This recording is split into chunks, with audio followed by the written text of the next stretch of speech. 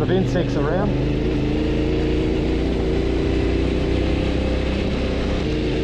So we're climbing pretty steadily now. This is fairly flat along here.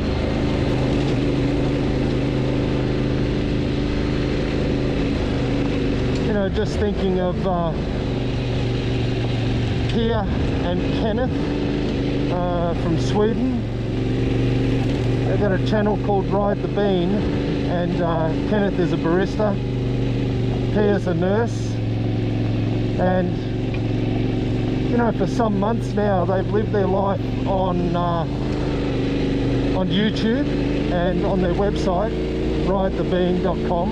They bought a couple of Teneres, the T700s, and they've been gearing up to do a trip down through Africa, to head down to the southern tip of Africa. And you know, they've done a lot of training, they have a lot of gear.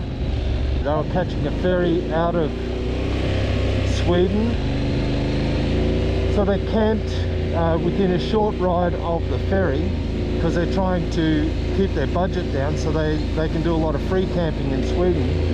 They camped within a short ride, and they were up early, and they were having a ball riding along part of the TET, the Trans-European Trail, the Swedish section. So it goes right across most of Europe, and most countries have their own section and maintained to various differing degrees.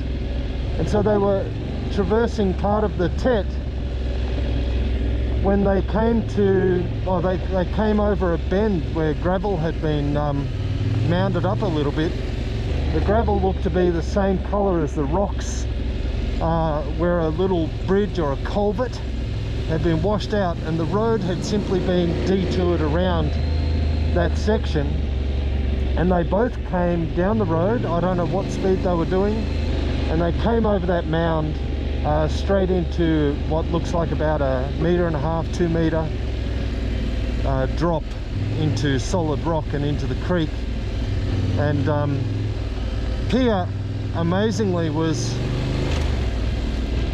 able to film a lot of the initial aftershock of what happened while they tried to make an emergency call. This is all within the first like 24 hours of the beginning of their adventure travel, and they had to get a helicopter lifted out. Poor old Kenneth had to have some very major surgery, from which he's still recovering now. I watched that video and it just reminded me, you know, I'm not 21 anymore. I'm 55, going on 56 next month. I have to be mindful that I have responsibilities. I've got a job, got a wife, children, grandchildren. Oh, how beautiful is this? I absolutely love the Australian countryside. It's rugged, it's harsh, it's beautiful, it's pristine in so many ways. It's challenging, and it's here to be enjoyed. Yeah, so you know, my thoughts go out to Kenneth and Pia. I hope they are able to recover and get some confidence back, because a lot of motorcycling is a confidence issue. Pia and Kenneth, my thoughts are with you. I do hope you're able to make a really solid recovery